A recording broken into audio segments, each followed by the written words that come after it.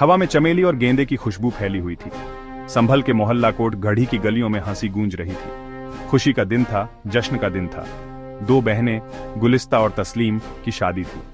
पूरा मोहल्ला खुशी से झूम रहा था, इस शुभ अवसर में शामिल हो रहा था।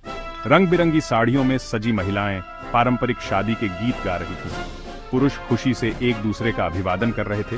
उनके चेहरों पर खुशी की चमक थी, लेकिन लगता था कि किस्मत को कुछ और ही मंजूर था। पल भर में ही खुशी का माहौल डर और अफरा तफरी में बदल गया। पुलिस वाले, उनके चेहरे सख्त और गुस्से से भरे, शादी के मंडप में पहुंच गए।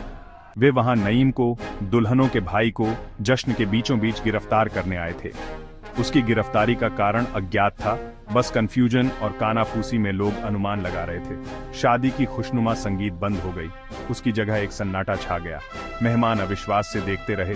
जब नईम को उसके चेहरे पर कंफ्यूजन और डर साफ दिख रहा था, पुलिस वाले ले जा रहे थे। अपने प्यारे नईम को ले जाते हुए उसके हाथों में ठंडी हथकड़ी, ये तस्वीर उसके परिवार के दिमाग में हमेशा के लिए बस गई। ये एक ऐसा मंजर था जो उनके ख्वाबों को हमेशा सताता रहेगा।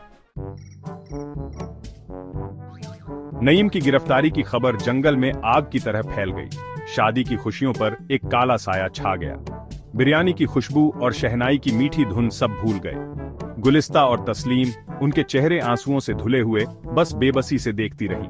उनके मेहंदी वाले हाथ प्यार और खुशी के प्रतीक अब उनकी तकलीफ का मजाक उड़ा रहे थे। नईम की पत्नी, गुड़िया, गुलिस्ता और बाकी रिश्तेदार औरतें पुलिस स्टेशन भागी।